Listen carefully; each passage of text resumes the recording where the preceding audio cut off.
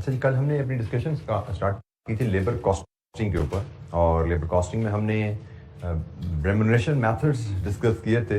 Workers के लिए क्या जनरली रेम्यूनरेशन मेथड यूज़ किए जाते हैं, टाइम रेट सिस्टम जिसमें ओवर टाइम का कॉन्सेप्ट, ओवर टाइम प्रीमियम का कॉन्सेप्ट हमने डिस्कस किया था, piece work system and piece work with guaranteed wage, ये लेबर के सैलरीज या पेमेंट डिटर्मिन करने के लिए मेथड थे।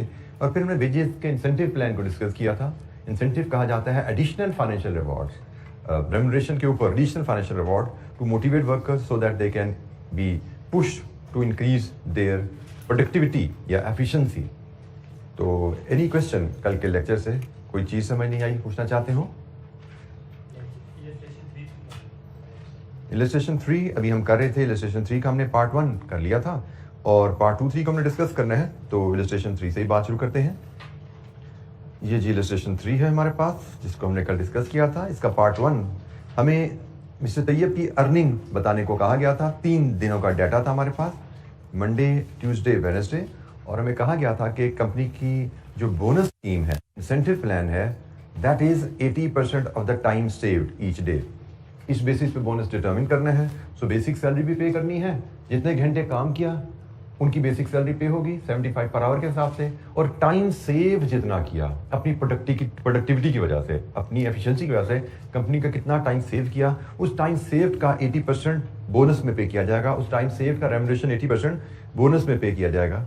और ये हमने इसकी वर्किंग जो बनाई थी, it was like this. Time saved हमने कहा था कैसे निकाला जाता है, standard time for actual production, worker ने जो प्रोडक्शन की कंपनी के मेयार के मुताबिक वो प्रोडक्शन कितने टाइम में होनी चाहिए थी, वर्कर ने कितने टाइम में कर दी, टाइम सेव्ड। मंडे को उसने कोई टाइम सेव नहीं किया, जितनी रिक्वायरमेंट थी उतनी ही उसने प्रोडक्शन की थी, लेकिन ट्यूसडे को उसने 8 घंटे में 8.5 घंटे का काम कर दिया।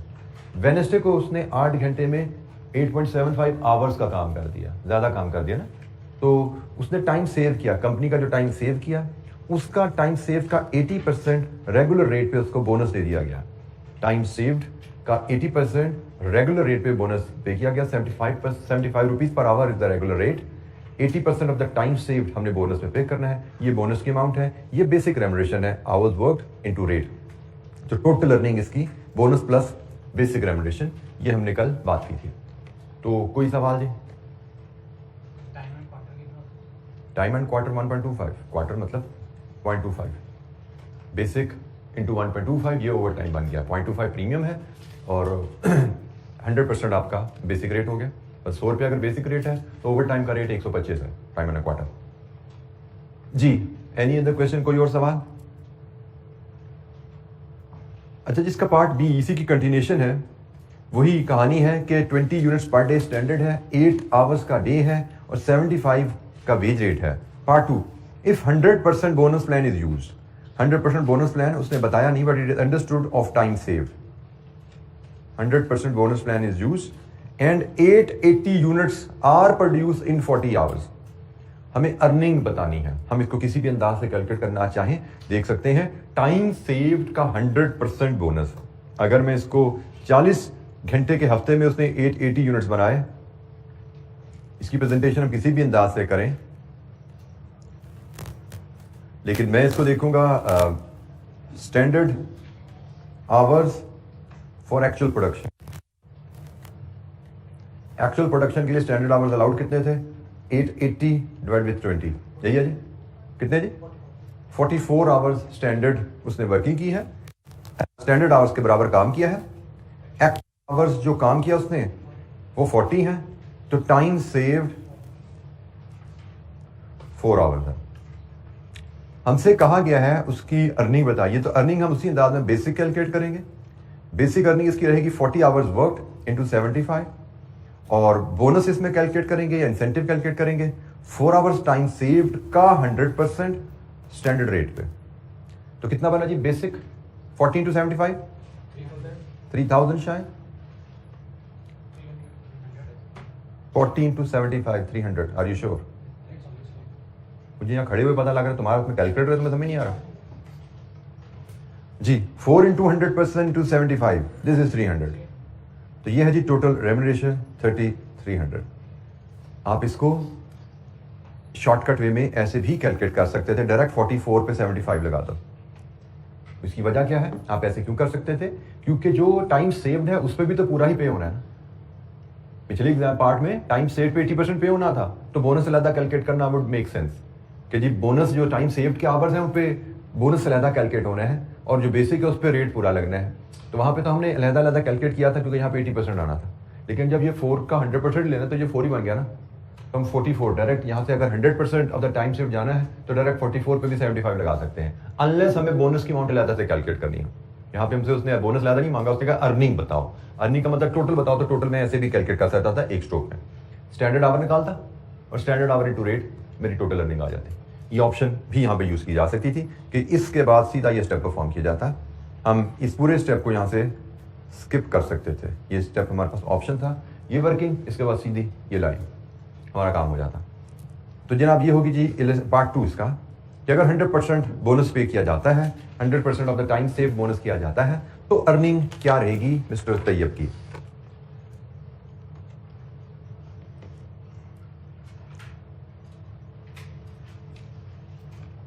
Part 3, if an incentive plan is used providing an hourly rate increase of 5% for all hours worked each day that quota production is achieved and records indicate, जिस दिन हफ्ते में कोटा प्रोडक्शन अचीव की जाती है उस दिन आप 5% रेट में इजाफा पे करते हो।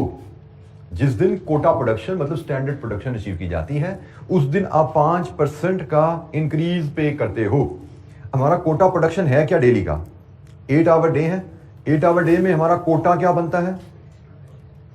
20 यूनिट्स पर आवर के हिसाब से 160 डेली, यही है स्टैंडर्ड हमारा कोटा, जिसको हम कहेंगे हमारा कोटा है 160 पर डे। क्या मंडे को कोटा अचीव हुआ? यस, उसने कहा जी कोटा अचीव हो या उससे एक्सीड करें। ट्यूसडे को कोटा अचीव हुआ? यस। वेडनेसडे को कोटा अचीव हुआ? यस। इसका मतलब तीनों दिन उसको 5% बोनस मिलना है, ऐसा ही है जी। तीनों दिन 5% बोनस मिलना है, तो 3 दिन की अर्निंग हमारी बनेगी। हम पार्ट 3 अगर बनाएं, हमारी टोटल अर्निंग हमें बनाने को कहा गया है 8 into 3, ये 3 आवर्स 3 दिनों के घंटे बन गए। तीनों दिन बेसिक भी पे होगा और तीनों दिन 5% का बोनस भी पे होगा। This is a small quick calculation. हमें टोटल अर्निंग 3 दिन की देनी है ना, तो 3 दिन में घंटे 24 काम हुआ। बेसिक रेट 24 घंटों का 75 के हिसाब से क्या बना, और चूंकि तीनों दिन कोटा अचीव हुआ है इसलिए हमने 5% का बोनस तीनों दिन दे दिया। कितना बना जी? 1890। अगर हमें कहा जाता कि 2 दिन कोटा अचीव हुआ है, अगर मैं कहा जाता 2 दिन कोटा अचीव हुआ है, तो फिर हमारी वर्किंग कैसे होती? हम कह जी 1 दिन तो बेसिक जाएगी सिर्फ, कोई बोनस नहीं है, और 2 दिन बेसिक के साथ 5% बोनस भी जाएगा। ठीक हो गया? 1 दिन 8 घंटे बेसिक चली जाएगी, बोनस नहीं मिलना, कोटा अचीव नहीं हुआ। लेकिन 2 दिन बेसिक के साथ 5% बोनस भी दे दिया आपने। अगर कहा जाता कि 2 दिन कोटा अचीव हुआ, हमारा तो तीनों दिन कोटा अचीव हो गया ना, तो हमने तीनों दिन की बेसिक पे बोनस 5% का पे कर दिया।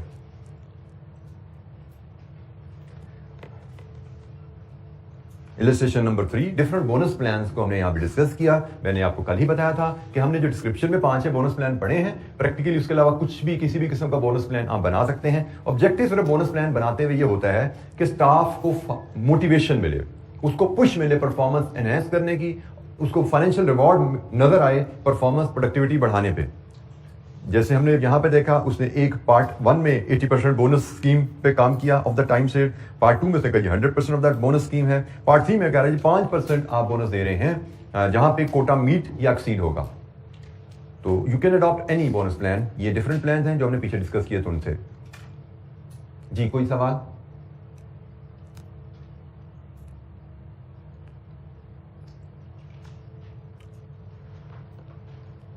अच्छा जी, illustration number 4, group bonus plan.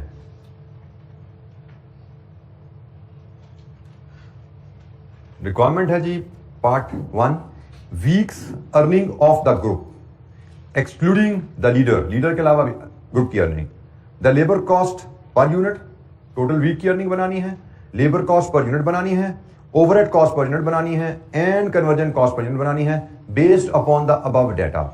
सिर्फ अभी हम बात यहीं तक रखते हैं, पार्ट 1 तक ही रखते हैं, बल्कि सॉरी पार्ट बी भी पढ़ लेते हैं कि बोनस स्कीम नीचे यहाँ पे आ रही है 100% ऑफ द टाइम से। अ schedule showing daily earning of the group excluding leader, ये रिपीट तो नहीं हो रही। Unit labour cost, unit overhead cost, conversion cost, assuming that company uses a group bonus plan of 100% of the time save. चलिए जी data पढ़ते हैं, फिर देखते हैं 1 और 2 में क्या डिफरेंस है। Employees of Abdullah Enterprises work in groups of 5 plus a group leader. Standard production for a group is 400 units for a 40 hours week. हर बंदा 40 घंटे काम करता है और ग्रुप ने मिलके 40 घंटों में 400 यूनिट बनाने हैं। Workers are paid ₹60 an hour until production reaches 400 units. Then a bonus of 120 per unit is paid, with ₹100 being divided equally among the 5 workers and the remainder passing to group leader, who is also paid a weekly salary of 3,000. Factory overhead is 60 per direct labor hour and includes group leaders earning. Group leader earning overhead में शामिल है। इसका मतलब group leader supervisor है, indirect labour है, तभी उसकी salary overhead में शामिल है। 5 वर्कर्स डायरेक्ट लेबर है, group leader supervisor indirect worker है, ग्रुप लीडर की सैलरी ओवरहेड रेट में शामिल है इनडायरेक्ट होने की वजह से। The production record of the group for 1 week shows hours worked on each day कितने हैं ग्रुप ने, तकरीबन 5 लोग हैं, 8 घंटे पर डे हर वर्कर काम कर रहा है, तो टोटल मैन आवर्स, इसको मैन आवर्स कहा जाता है कि 40 घंटे काम हुआ है टोटल, क्योंकि 5 लोग हैं, हर बंदे ने 8 घंटे काम किया है, तो उसको मैन आवर्स कहते हैं। टोटल मैन आवर्स मंडे को 40 एंड सो ऑन, और ये जनाब यूनिट्स प्रोड्यूस हैं। अच्छा जी, week's earning of the group excluding leader, the labour cost per unit, the overhead cost per unit and conversion cost per unit based on the above data.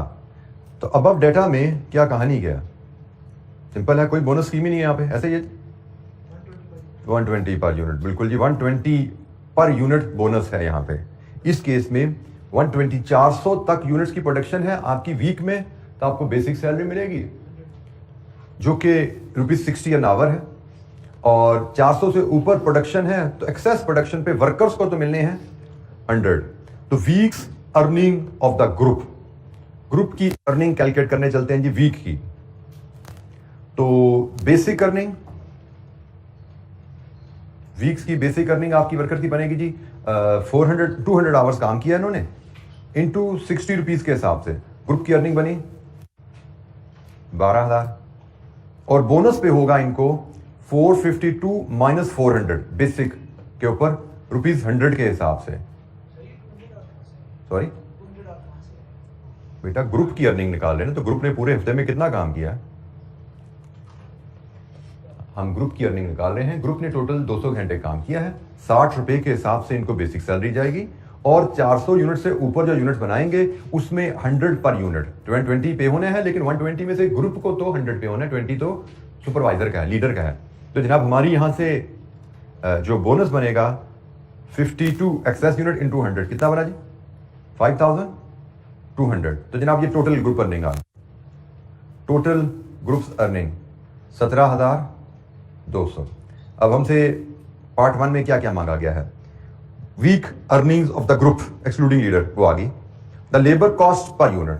तो जनाब next requirement है labour cost per unit. तो जनाब आपने total earnings बना ली है, total earnings को टोटल यूनिट्स प्रोड्यूस से डिवाइड कर दो, लेबर कॉस्ट पर यूनिट आ गई कितनी 15.92 कॉस्ट पर यूनिट आ गई। इसके बाद कहा गया जी आप ओवरहेड कॉस्ट 38.05। इसके बाद कहा जाए जी conversion overhead cost per unit बताइए, लेबर कॉस्ट पर यूनिट आ गई, इसके बाद ओवरहेड कॉस्ट पर यूनिट बताएं।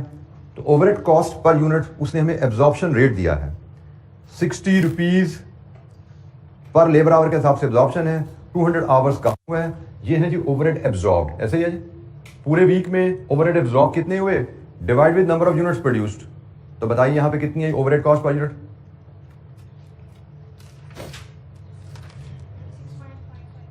6.26.55 और हमसे कहा गया है इसके अलावा बता दीजिए कन्वर्जन कॉस्ट पर यूनिट।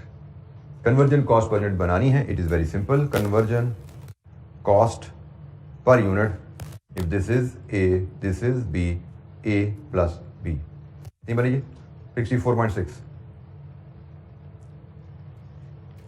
पहली रिक्वायरमेंट थी earnings of the group, weekly earning of the group.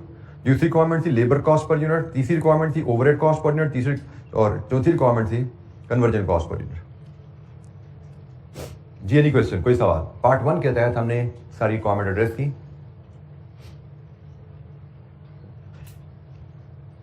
Part 1 के तहत सारी रिक्वायरमेंट हमने एड्रेस की। किसी कैलकुलेशन में कोई दिक्कत?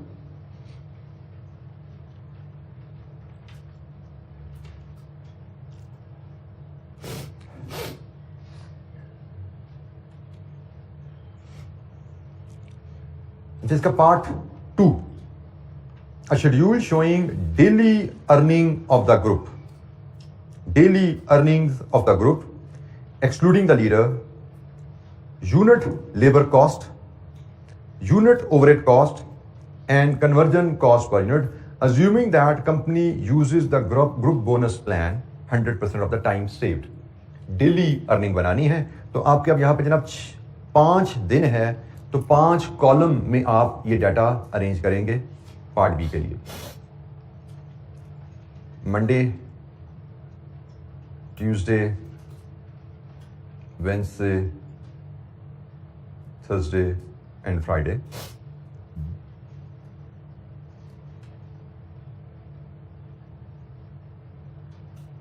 Hundred % of the time saved bonus बजाना है तो हम करते हैं क्या है, पहले लाते हैं यूनिट्स प्रोड्यूस्ड, फिर यहां से लाते हैं standard hours for actual production और फिर हम लेते हैं एक्चुअल आवर्स। यहां से हमें मिलेगा टाइम सेव्ड, टाइम सेव्ड की बेसिस पे हम बोनस कैलकुलेट करेंगे। वैसे by the way 100% of the time save bonus जाना है, हमने अभी डिस्कस किया था। हम स्टैंडर्ड आवर्स पे ही सैलरी कैलकुलेट कर सकते हैं ना, अर्निंग निकालनी है ना हमें अर्निंग निकालनी है। तो मैं ये भी कॉलम रहने देते हैं, ये भी रो रहने देते हैं, ये भी रो रहने देते हैं। हम direct standard hours for actual production को हम रेट से, इफ दिस इज ए को हम मल्टीप्लाई कर देंगे 60 से, तो हमारी ये daily earning of the group आ जाएगी। डेली अर्निंग ऑफ ग्रुप आ जाएगी। पहले यहां तक आते हैं फिर आगे काम हम लेके चलेंगे। यूनिट प्रोड्यूस्ड डेली का 72, 81, 95, 102 and 102 daily earnings of the group. Standard hours for actual production, जी standard hours for actual production कैसे निकलती है जी? Standard hours for actual production, हमारा स्टैंडर्ड क्या है? हमारा स्टैंडर्ड है 40 आवर्स वीक में 400 यूनिट्स। 40 आवर्स वीक पर वर्कर में 400 यूनिट्स। वर्कर कितने हमारे? 5। हमारे 5 वर्कर हैं और इसका मतलब हर वर्कर वीक में 8 घंटे डेली 8 घंटे काम कर रहा है और इसी तरह उसके वीक में 40 आवर्स पूरे हो रहे हैं। 5 वर्कर हैं और 5 वर्कर अगर वीक में 40 आवर काम कर रहे हैं तो हर वर्कर 400 में से कितने यूनिट्स बना रहा है? हर वर्कर 400 में से बना रहा है 80 यूनिट्स। ऐसा ही है, हर वर्कर के जिम्मे 400 में से 80 यूनिट्स हैं। हर वर्कर 80 यूनिट्स बना रहा है और हर वर्कर 40 घंटे काम कर रहा है। इसका मतलब आपका 2 यूनिट्स पर आवर बन रहे हैं। यही है स्टैंडर्ड आपका, हर वर्कर का स्टैंडर्ड 2 यूनिट्स पर आवर है। 2 यूनिट्स पर आवर के स्टैंडर्ड के हिसाब से चलें तो standard hour for actual production 36, 40.5, 47.5, 51, 51।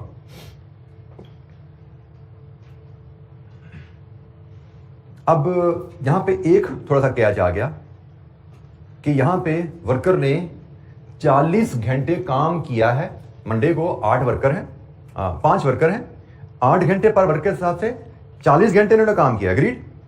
Worker ने 40 घंटे काम किया ना, 40 घंटे 40 घंटे 40 घंटे 40 घंटे 40 घंटे, एक्चुअल टाइम तो 40 घंटे ही है। हमने एक्चुअल टाइम यहाँ लिखा नहीं, लेकिन चले मेमोरेंडम के लिए मैं यहाँ पे डालता हूँ जरा। ये है एक्चुअल टाइम ना। हम यहाँ से देखना चाहें, 11 घंटे सेव किया, 11 घंटे सेव किया, 7.5 सेव किया, 0.5 सेव किया, और यहाँ पे सेव 0 किया, टाइम सेव्ड 0 किया। हम नेगेटिव सेविंग नहीं लेते, हम कहते हैं जी 0 टाइम सेव है। अच्छा, यहां पे एक हमें काम करना पड़ेगा। टाइम उसने अगर 0 सेव किया तो उसको 36 आवर्स की नहीं 40 की सैलरी मिलेगी, बोनस नहीं मिलेगा उसको, क्योंकि उसने कोई टाइम सेव नहीं किया। तो यहां पे हम लिखेंगे 40 और ए विच एवर इज हायर। ठीक है, ये थोड़ी सी मुझसे यहां पे गलती होगी, 40 आवर्स और ए विच एवर इज हायर, क्योंकि अगर उसने 40 आवर्स से कम की प्रोडक्शन की है तो उसको बोनस नहीं मिलेगा, बेसिक सैलरी तो 40 आवर्स की मिलेगी ना। जहां पे उसने प्रोडक्शन 40 आवर्स से ज्यादा की है 100% बोनस उसको मिल जाएगा। तो यहां पे 40 इंटू 60 कितनी बनी जी? 2400। 40.5 इंटू 60 2430। नेक्स्ट जी 1900। 1900 तो नहीं होना चाहिए, ज्यादा ही होना चाहिए। 2850। बेटा खुद देख लिया करो, ये 40 आवर्स पे इतनी बनाई तो 47 पे 1900 कैसे बन सकती है? 51 पे 3060 एंड 3060। ये जी हमारी डेली अर्निंग है, इसको एक बार देख लीजिए, कोई दिक्कत है तो पूछिए। डेली अर्निंग ग्रुप की जी बेटा, but it is understood salary payment 40 घंटे काम किया ना उसने, गारंटी की बात नहीं है। Did the worker work for 40 hours? 40 घंटे काम किया है? Answer is yes. उन्होंने कहा ना टाइम सेव्ड पे बोनस मिलेगा, उन्होंने ये तो नहीं कहा कि एफिशिएंसी अगर 100 से कम हुई तो कटौती भी हो जाएगी, ऐसी तो कोई बात नहीं लिखी ना। बोनस तो मिलता है परफॉर्मेंस एनहेंस करने पे एडिशनल पेमेंट, बट ऐसा नहीं कहीं लिखा कि परफॉर्मेंस से कम आपने एफिशिएंसी 100 से कम की तो कटौती होगी, ऐसी कोई बात नहीं है। सो जनरली आप बेसिक सैलरी तो आपने जो एग्री की है पर वो तो पे करनी करनी है, एफिशिएंसी कम है या ज्यादा है। हाँ, एफिशिएंसी अगर ज्यादा है बोनस में भी पेड एडिशनली, एफिशिएंसी कम होने पे डिडक्शन का जिक्र नहीं है तो डिडक्शन नहीं होगी, नॉर्मली डिडक्शन नहीं की जाती। बोनस के लिए एलिजिबल नहीं है वर्कर, वो नहीं मिला जी। वर्कर ने काम 40 घंटे किया है, इसको गारंटीड वेज नहीं मैं कह रहा, ये उसको एक्चुअल जितने घंटे उसने काम किया है उतने घंटे की पेमेंट दी है, गारंटी नहीं है। 40 घंटे काम किया, 40 घंटे की तनख्वाह दे दो। यहां पे काम 40 घंटे किया है लेकिन तनख्वाह ज्यादा दे रहे हैं, बोनस दे रहे हैं। काम 40 घंटे है, तनख्वाह ज्यादा दे रहे हैं, बोनस दे रहे हैं हम, लेकिन काम 40 घंटे किया, एफिशिएंसी कम है, बोनस नहीं मिल रहा, बेसिक तो मिल नहीं है जी। एनी क्वेश्चन, कोई सवाल? हमने जो बात की थी कि अगर आपका टाइम सेव्ड का 100% बोनस दिया जा रहा है तो आप स्टैंडर्ड आवर्स पे ही अपनी अर्निंग कैलकुलेट कर लोगे, लेकिन अगर आपको टाइम सेव्ड का, जैसे हमने ये एक्टिविटी की थी, यहां पे टाइम सेव का 100% बोनस दिया जा रहा है, तो हम बजाय इसके बेसिक अलग बोनस अलग कैलकुलेट करें, हम स्टैंडर्ड टाइम पे डायरेक्ट सैलरी कैलकुलेट कर सकते हैं, स्टैंडर्ड टाइम पे रेट लगा के सैलरी कैलकुलेट कर सकते हैं। हमें अलग करने की जरूरत नहीं है। अलग करने की जरूरत तब पेश आएगी जब बताया जाए कि टाइम सेव्ड का बोनस जो है वो 60 है, 70 है, 80 है, तो फिर जो टाइम सेव्ड है 4 घंटे उसकी अर्निंग बोनस अलग बनाई जाती है और बेसिक आवर जो वर्क है उनकी अर्निंग अलग बनाई जाएगी। लेकिन जब बोनस भी 100% है तो हमें दोनों को अलग करने की जरूरत नहीं है, हम डायरेक्ट स्टैंडर्ड टाइम पे रेट अप्लाई करके रेम्यूनरेशन निकाल सकते हैं। तो हमारा यहां पे चूंकि इस केस में 100% ऑफ द टाइम सेव पे बोनस था, तो हमने स्टैंडर्ड टाइम पे अर्निंग वर्कआउट कर ली, standard time for actual production into rate, ये हमने वर्किंग कर ली। हाँ, यहां पे हमने कहा जी स्टैंडर्ड टाइम एक्चुअल से कम है तो एक्चुअल टाइम तो मिनिमम सैलरी पे करनी ही करनी है, 36 पे नहीं होगी। यहां पे हमने 40 पे सैलरी पे की है जी। इन दोनों में से जो हायर होगा उस पे रेम्यूनरेशन कैलकुलेट किया जाएगा। Actual hours worked and standard time, इनमें से जो हायर है उस पे रेम्यूनरेशन पे किया जा रहा है जी। कोई सवाल? अच्छा, ये तो हमने सिर्फ अभी किया पहला हिस्सा, पहला पार्ट शुरू किया था जिसमें हमने वीक्स अर्निंग, पार्ट 2 का showing daily earning of the group निकाली है। इसके बाद यूनिट लेबर कॉस्ट निकालनी है। डेली अर्निंग आ गई, let's assume this is B and this is X, तो labour cost per unit is B divide with X, labour cost per unit. तो जनाब B डिवाइड विद X क्या आ रही है जी? 33.33।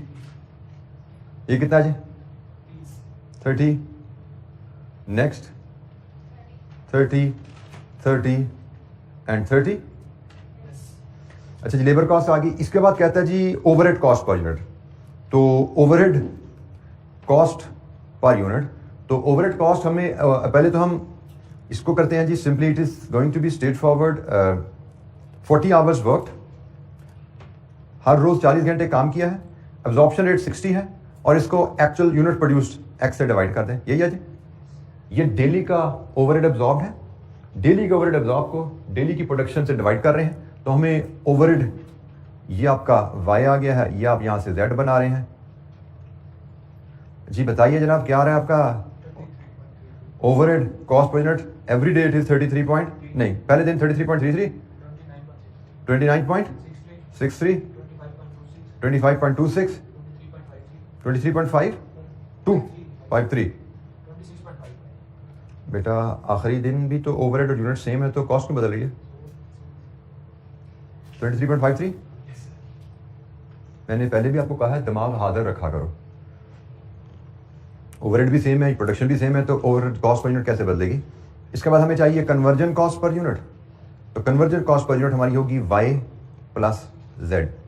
66.66, 59.63, 55.26, 53.53, 53.53। हम यहाँ जो चीज नोट कर सकते हैं कि हमारी जैसे जैसे प्रोडक्शन बढ़ रही है, बेशक हम बोनस दे रहे हैं, लेकिन हमारी कॉस्ट पर यूनिट कम होती जा रही है। प्रोडक्शन बढ़ने के साथ, प्रोडक्टिविटी बढ़ने के साथ हमारी कॉस्ट पर यूनिट कम होती जा रही है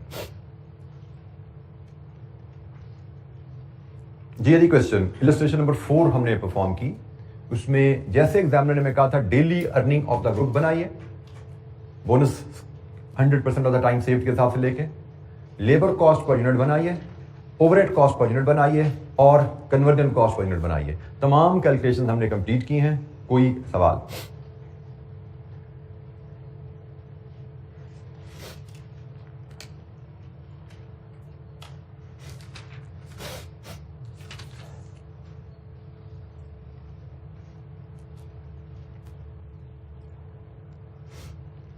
अच्छा जी, चैप्टर की जो बेसिक लेवल डिस्कशन है वो हमारी कंप्लीट हो गई है। हम बेसिक लेवल के कुछ क्वेश्चन देखते हैं। इस चैप्टर के एंड पे आपको काफ़ी ज़्यादा प्रैक्टिस अवेलेबल लेबर के ऊपर। There are 13 question available at the chapter end. हमारे एजेंडा में 2 क्वेश्चन बेसिक लेवल के हैं और 4 क्वेश्चन हम जो एडवांस लेवल कॉन्सेप्ट के वो करेंगे। मुझे लगता है टोटल 13 क्वेश्चन अवेलेबल है, इसमें से 6 क्वेश्चन आपके एडवांस लेवल कॉन्सेप्ट के हैं जो हमने डिस्कस करना है कल से लर्निंग का, और शायद 7 क्वेश्चन बेसिक लेवल के हैं। तो बेसिक लेवल के मैं आपको 2 क्वेश्चन करा रहा हूँ 7 में से, और एडवांस लेवल के मैं आपसे क्लास में 6 में से 4 क्वेश्चन डिस्कस करूंगा। ठीक है, बेसिक लेवल के बाकी क्वेश्चन ज्यादा मैं आप पे छोड़ रहा हूँ क्योंकि वो इंशाल्लाह रिलेटिवली सिंपल रहेंगे आपके लिए। तो फिलहाल हम क्वेश्चन नंबर 1 पे जाएंगे जी। Question number 1, mister Lark autumn 11 का क्वेश्चन 2 है जी। ऑटम 11 का क्वेश्चन 2 है, mister Lark. Requirement 5 mark question है जी, छोटा सा क्वेश्चन है। Calculate the total wages paid to mister Lark, allocating it between direct and indirect labour, also give reasons for such allocation. Part B सिर्फ हम discuss कर रहे हैं इस क्वेश्चन का, पार्ट 1 हमारे इस चैप्टर से रिलेटेड नहीं था, इसलिए हमने उसको कैप्चर नहीं किया यहाँ पे। Mister Lark works as a machinist on a machine running 54 hours a week. जो 54 घंटे हफ्ते में मशीन चलती है नॉर्मली, उसका मशीनिस्ट है mister Lark. Following information pertains to his last week's work on the machine. Total hours worked 51, overtime इसमें शामिल है 4 hours, idle time due to machine breakdown 3, basic hourly wage rate 25 है, overtime is paid basic rate plus 45। ये जनाब हमारे पास उसका total data आ गया। हमसे क्या जी उसकी टोटल अर्निंग बनाइए और उसको स्प्लिट कीजिए डायरेक्ट और इनडायरेक्ट में। अच्छा जी, टोटल 51 घंटे काम किया है जिसमें 4 घंटे ओवर टाइम है, मतलब 47 प्लस 4 है, और 3 घंटे वो आइडल टाइम पे बैठा रहा। और आइडल टाइम क्या होता है by definition? What is idle time? Idle time को कैसे डिफाइन करेंगे जी बेटा बात सिर्फ प्रोडक्शन ना होने की नहीं है। आइडल टाइम से मुराद time for which salary is paid but worker does not work. Salary की पेमेंट जरूरी है, फारिग घर बैठा हुआ तो आइडल टाइम नहीं है। मसला क्या है, हमारी फैक्ट्री में बैठा, हमसे तनख्वाह भी ले रहा और काम नहीं कर रहा, दिस इज आइडल टाइम। ठीक है, वो टाइम जिसकी तनख्वाह दी जा रही है और वर्कर काम नहीं कर रहा। तो तनख्वाह हमने जो दी है वो इन 3 घंटों की भी दी है, तनख्वाह हमने इन 51 आवर्स की भी दी है, और इन 51 आवर्स में ओवर टाइम भी हमने पे किया है। तो हमें टोटल सैलरी कैलकुलेट करनी है और उसको डायरेक्ट इनडायरेक्ट में ब्रेक करना है। तो हम एक छोटे से टेबल की मदद से इसको हल करते हैं। हम कहते हैं जी डायरेक्ट, इनडायरेक्ट और टोटल, हम इसका वेजेस बनाते हैं। तो सबसे पहले हम कहते हैं जी बेसिक जो हमने पे की है, बल्कि नॉर्मल टाइम की जो पेमेंट है हम उसको पहले लेते हैं, नॉर्मल आवर्स वर्क। तो नॉर्मल आवर जो वर्क है वो है जी 47, ऐसे ही है, इंटू 25। इसकी वेजेस कितनी बनी? 1175। ये तो भाई डायरेक्ट बनती हैं, नॉर्मल आवर जो काम किया 1175। इसके अलावा ओवर टाइम आवर्स काम किया, ओवर टाइम आवर्स कितने हैं? 4। अब ओवर टाइम आवर पे एक तो आपने बेसिक पे करनी है और दूसरा ओवर टाइम आवर पे प्रीमियम पे करना है, ऐसा ही है जी। तो जो तो बेसिक होती है वो होती है डायरेक्ट 100, 45% प्रीमियम।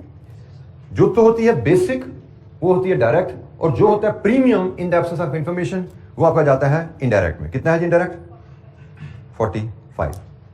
ये जी ओवर टाइम की कहानी होगी। इसके बाद आइडल टाइम, आइडल टाइम की सैलरी भी उसको मिलेगी 3 आवर्स की 25 रुपए के हिसाब से। अब क्वेश्चन यह है क्या ये डायरेक्ट है या इनडायरेक्ट है? डायरेक्ट कॉस्ट तो वही होती है ना जो लेबर ने किसी प्रोडक्ट बनाने पे काम किया, उसको जो उस काम करने की तनख्वाह मिली वो डायरेक्ट है। क्या इस टाइम में लेबर ने किसी प्रोडक्ट पे काम किया? नो, लेबर फारिग बैठी रही है लेबर, उसने कोई काम नहीं किया, तनख्वाह ले ली, तो ये यकीनन इनडायरेक्ट है। तो टोटल करें, this is 1175, this is 100, this is 45, this is 75। Direct है इसकी 1275, इनडायरेक्ट है इसकी 120 और टोटल है इसकी 1395। रीजन हम साथ साथ डिस्कस करते गए हैं। ओवरटाइम प्रीमियम कस्टमर की रिक्वेस्ट पे नहीं लगा, इनडायरेक्ट कॉस्ट में जाएगा।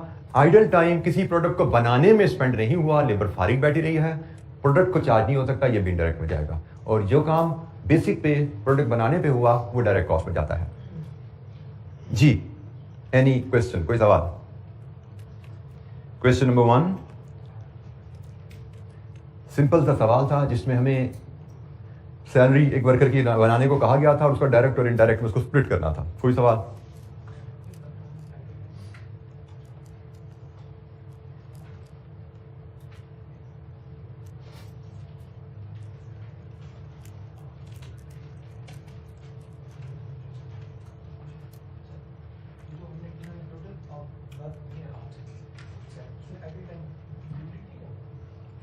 टोटल आवर्स वर्कड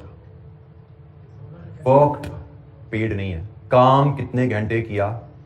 51 घंटे। आइडल टाइम में काम करते हो, काम कितने घंटे किया? 51 घंटे। आइडल टाइम कितना गुजारा? 3 घंटे। आइडल टाइम में ओवर टाइम कितना शामिल है? और वर्क आवर्स वर्क में ओवर टाइम कितना शामिल है? 4 घंटे। इसका मतलब नॉर्मल आवर्स 51 में से 57 थे, 4 घंटे ओवर टाइम के थे और 3 घंटे आइडल के थे। ये 54 आवर्स ऐसे पूरे हुए हैं। जी जी, आवर्स अगर पेड लिखा होता, आवर्स वर्क की जगह आवर्स पेड लिखा होता तो इसका मतलब है कितने घंटों की तनख्वाह दी। ठीक है ना, कितने घंटों की तनख्वाह दी, तो तनख्वाह तो हमने 54 आवर्स की दी है, काम उनमें 51 घंटे हुआ है, 3 घंटे लेबर आइडल रही है। जी, एनी क्वेश्चन, कोई सवाल? अच्छा जी, क्वेश्चन नंबर 2 एक और basic level question. Jadeed limited autumn 12 question 2, compute the labour cost per piece मतलब per unit at 10% interval between 60% and 130% efficiency. Labour cost per unit बनानी है 10% एफिशिएंसी इंटरवल्स के ऊपर कि अगर वर्कर 60% एफिशिएंसी से काम करे, 70% से काम करे एंड सो ऑन 130% तक लेके जाओ, assuming that 100% efficiency at 100% efficiency 80 pieces are produced per day। Data ऊपर देखते हैं। Jadeed limited operates a multiple piece rate plan. Multiple piece rate plan जैसे हाई डे रेट सिस्टम होता है ना, जब आपकी परफॉर्मेंस स्टैंडर्ड से ऊपर है तो आपको हाई रेट पे पेमेंट की जाती है। मल्टीपल पीस रेट सिस्टम भी यही रहेगा कि अगर आपकी परफॉर्मेंस प्रोडक्टिविटी एक सर्टेन लेवल तक है तो आपका रेट कुछ और है, आपकी प्रोडक्टिविटी बढ़ेगी तो रेट रुपीज पर यूनिट ज्यादा पे किया जाएगा, आपकी प्रोडक्टिविटी और बढ़ेगी तो रुपीज पर यूनिट और ज्यादा पे किया जाएगा। मल्टीपल पीस रेट से मुराद आपको पर यूनिट क्या तनख्वाह मिलेगी, पीस रेट का मतलब पर यूनिट तनख्वाह है, मल्टीपल पीस रेट का मतलब आपकी तनख्वाह डिपेंडेंट है एफिशिएंसी के ऊपर, आपकी एफिशिएंसी के हिसाब से रुपीज पर यूनिट आपकी सैलरी बदलेगी। This is what is meant by multiple piece rate plan. पढ़ते हैं, basic piece rate of 3 rupees per piece is paid up to 80% efficiency. अगर आपकी एफिशिएंसी 80% तक है तो आपको 3 रुपए पर यूनिट पे किया जाएगा। 120% of the basic piece rate, मतलब इसका 120% पे किया जाएगा where efficiency is more than 80 but less than और इक्वल टू 100, और 130% ऑफ बेसिक पीस रेट पे किया जाएगा अगर आपकी एफिशिएंसी 100% से ऊपर है। लेकिन इसके अलावा ये भी एक जुमला लिखा हुआ है, the workers are eligible for a guaranteed day rate which is equal to 70% efficiency. 70% efficiency के बराबर गारंटीड वेज रेट भी मिलनी है। तो हम सबसे पहले 60 से लेके 130 तक 10% इंटरवल्स पे यूनिट्स प्रोड्यूस्ड बनाते हैं। पहले हम यूनिट प्रोड्यूस बनाते हैं, उसके बाद हम मजीद आगे वर्किंग को लेकर चलेंगे। सबसे पहले हम 60% एफिशिएंसी लेवल से बात शुरू करें। 60%, 70%, 80, 90, 100, 110, 120 एंड 130। उसने कहा जी 60 से लेके 130% तक 10% एफिशिएंसी इंटरवल्स के साथ चलो। 60 से लेके 130 तक जाना है, लेकिन 10-10 के वक्फे से। इस एफिशिएंसी लेवल पे अगर वर्कर काम करता है, हर एफिशिएंसी लेवल के हिसाब से हमने रेम्युनरेशन वर्कआउट करना है। हमारी रिक्वायरमेंट है compute the labour cost per unit at 10% intervals between 60 and 130% efficiency. हम इस एफिशिएंसी पे प्रोडक्शन भी मेजर कर लेते हैं। हमें उसने कहा प्रोडक्शन का क्राइटेरिया है 100% एफिशिएंसी पे 80 यूनिट्स बनते हैं। 100 पे 80 हैं तो 90 पे 72 हैं, 80 पे 64 हैं, 70 पे 56 हैं, 48 हैं, और इसी तरह 110 पे 88 हैं, 120 पे 96 हैं, और 130 पे 102, 104। ये जनाब उसने कहा जी 100% एफिशिएंसी का मतलब 80 यूनिट्स हैं। तो 100 से कम एफिशिएंसी का मतलब प्रोडक्शन कम है, 100 से ज्यादा एफिशिएंसी का मतलब प्रोडक्शन ज्यादा है। यह है जी बेसिक डाटा जिस पे अब हमें रेम्युनरेशन कैलकुलेट करना है। रेम्युनरेशन के लिए उसने कहा जी बेसिक रेट हम जो पे करते हैं वो है जी 3 रुपीज पर यूनिट के हिसाब से। Basic rate 3 rupees per unit है, तो जनाब basic rate 3 rupees per unit के हिसाब से सैलरी क्या बनती है 48 इंटू 3 144, 56 इंटू 3 168, 64 इंटू 3 192, 72 इंटू 3 216, 240, 264, 288, 312। ये जी बेसिक 3 रुपए के हिसाब से वेज बनती है, लेकिन हमने सबको 3 रुपए के हिसाब से पे नहीं करना। अब हम इसमें एडजस्टमेंट लाते हैं। सबसे पहले हमें लेनी है जी मिनिमम सैलरी। हमें कहा गया है मिनिमम सैलरी जो वर्कर को गारंटीड है वो 70% वेज के हिसाब से है, 70% एफिशिएंसी के हिसाब से, मतलब 168। इसका मतलब बेशक उसकी यूनिट के हिसाब से 144 बनती है, हम उसको पे करेंगे 168। यहां पे भी 168 पे करेंगे। ये तो बेसिक है। अच्छा, जिसके बाद आगे चलें, यहां पे इसकी सैलरी कोई, अब आगे हम लाते हैं जी बोनस इफेक्ट। बोनस इफेक्ट, जब एफिशिएंसी 60% है कोई बोनस है? नो। एफिशिएंसी 70% है कोई बोनस है? नो। एफिशिएंसी 80% है कोई बोनस है? नो। मोर देन 80 पे बोनस है। 80 से ज्यादा हो, 100 तक हो, 20% बोनस है। तो हमने कहा जी बोनस इफेक्ट 1.2 का मल्टीपल, 1.2 का मल्टीपल, ऐसे ही है जी। और इससे भी ऊपर चले जाएंगे तो 1.3 का मल्टीपल, 1.3 का मल्टीपल, 1.3 का मल्टीपल। अब आपने टोटल रेम्युनरेशन निकालनी है। तो पहले केस में कोई बोनस थी 168 मिनिमम जाएगा, दूसरे केस में 168, तीसरे केस में 192, चौथे केस में 216 इंटू 1.2 259 जी, 214 इंटू 1.2 288 जी, 264 इंटू 1.3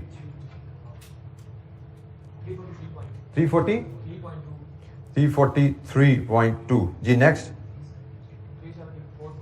374.4 नेक्स्ट 405.6। लीजिए जी, हमारे पास ये टोटल अर्निंग आ गई। हमारे पास टोटल रेम्युनरेशन आ गया 10% एफिशिएंसी इंटरवल्स के साथ। हमें वर्कआउट करने को कहा गया था लेबर कॉस्ट पर यूनिट, तो हम अभी पर यूनिट पे नहीं गए हैं, अभी टोटल रेम्युनरेशन पे आ गए हैं। अब total remuneration, if this is A, this is B, तो ए डिवाइडेड विद बी करेंगे तो कॉस्ट पर पीस आ जाएगी आपके पास। तो जनाब A divide with B, cost per piece 3.50, A divide with B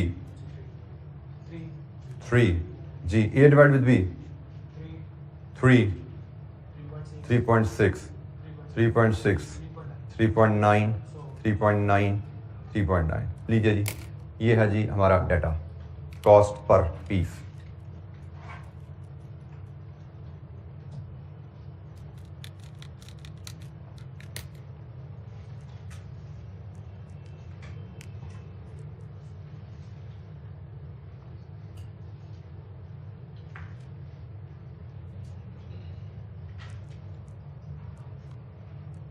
जी, कोई सवाल? क्वेश्चन नंबर 2 हमने डिस्कस किया।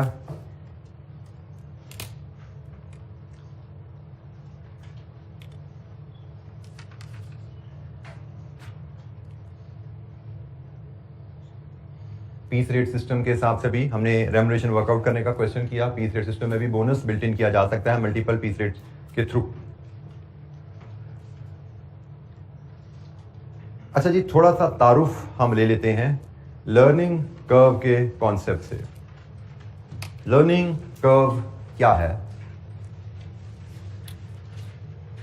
लर्निंग कर्व की टर्म एकेडमिकली क्या है उस पर तो बात हम करेंगे, लेकिन प्रैक्टिकली बड़ी कॉमनली यूज टर्म है। लर्निंग कर्व बेसिकली किस फिनोमेना को रेफर करती है कि एक ह्यूमन जब रेपिटेटिव नेचर की जॉब करता है, विद एवरी रेपिटेशन लर्निंग की वजह से time required to repeat the job reduce होता जाता है। Learning curve. आपने कारपेंटर को बुलाया, उसने कहा जी ये टेबल जरा मुझे बना के दिखाओ कितने टाइम में बनता है। वो पहला टेबल बनाएगा मे बी 5 घंटे में, उसको दोबारा बनाओ मे बी 4 घंटे, तीसरी दफा बनाओ 3.5 घंटे। With every repetition due to learning effect time required to produce new unit is generally reduced. ये लेमैन टर्म है, हम इसको एक आम आदमी की जबान में इसको लर्निंग इफेक्ट कहते हैं। अच्छा, अब लर्निंग इफेक्ट की हमारी कॉस्ट अकाउंटिंग में, मैनेजमेंट अकाउंटिंग में इंप्लीकेशन क्या है? लर्निंग इफेक्ट की इंप्लीकेशन, मेरे पास एक कस्टमर आया कि जी मुझे ये 50 डेस्क बनवाने हैं।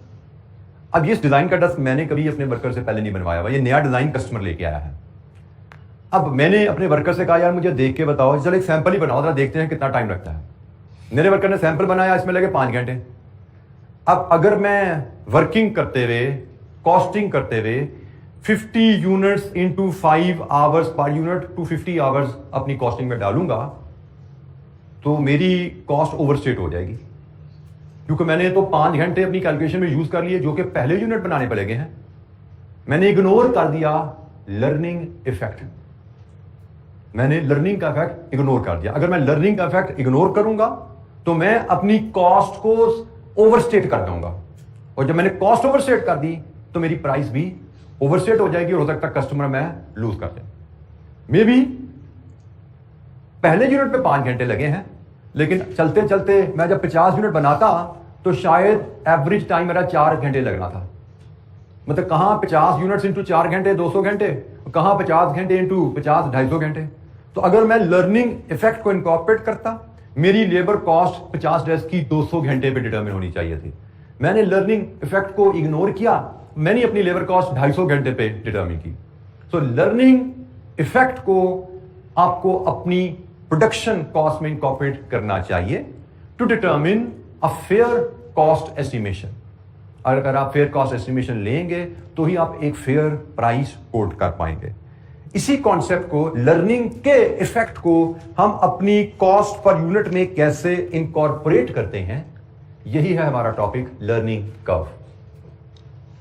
अच्छा, लर्निंग कर्व टॉपिक के लिए हमें सबसे पहले लर्निंग कर्व की एक बेसिक सी डेफिनेशन है, वन लाइनर। वो डेफिनेशन क्या है?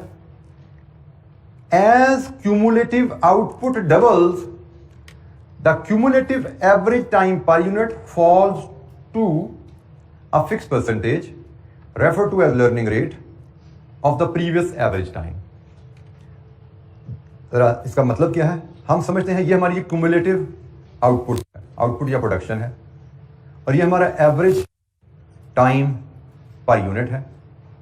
हमें कहा जा रहा है कि जब हम एक यूनिट बनाएं और एक यूनिट पे अगर हमारा 100 आवर्स लगा है, जैसे ही प्रोडक्शन डबल करेंगे, मतलब हम 2 यूनिट बना दिए तो प्रोडक्शन डबल होगी ना, तो हमारा average time will fall to a fix percentage से 90 पे आ गया। प्रोडक्शन डबल करो 2 से 4, average time falls to fix percentage 81। हम देख रहे हैं कि हमारा average time 90% of previous average रह रहा है, सही है? This is called learning rate. आपने एक यूनिट बनाया, आपके 100 घंटे लगे, आपने प्रोडक्शन डबल की, एवरेज टाइम 90% पे आ गया, आपने प्रोडक्शन डबल की, एवरेज टाइम फिर उसके 90 पे रह गया। This is the learning effect and this is the learning rate. Learning rate क्या है? प्रोडक्शन डबल करने से एवरेज रेट, एवरेज टाइम पिछले एवरेज का कितने परसेंट रह गया, this is called learning rate. Production double करने से एवरेज टाइम पर यूनिट पिछले एवरेज टाइम का कितना रह गया परसेंट, उसको लर्निंग रेट कहा जाता है। प्रोडक्शन डबल करने से एवरेज टाइम पर यूनिट पिछले एवरेज का 90% रह गया। तो इस केस में ये जनाब एवरेज टाइम पर यूनिट को देखते हुए प्रोडक्शन डबल करने से इस पर क्या इफेक्ट पड़ रहा है, लर्निंग रेट हम देख सकते हैं वो 90% है। अब इस लर्निंग रेट को लेके, इस लर्निंग इफेक्ट को लेके हम प्रोडक्ट कॉस्ट कैसे डिटरमिन करते हैं, इस पे इंशाअल्लाह कल बात करेंगे। मैंने आपको सिर्फ आज लर्निंग इफेक्ट और लर्निंग रेट, ये 2 चीजों पे बात की है। कल इस चीज को रिवाइज करेंगे और इसकी छोटी सी मैथमेटिक्स है, बस इतना सा एक फार्मूला है जो हमने सीखना है। वो ज़्यादा बात है, इसकी एप्लीकेशन आगे डिफरेंट अंदाज में होनी है, लेकिन फार्मूला इतना सा है जिसको हमने कल सीखना है। कल इंशाअल्लाह इस कॉन्सेप्ट को हम डिस्कस कर रहे होंगे डिटेल में। आज के लिए इतना ही। Thank you very much. अस्सलाम वालेकुम।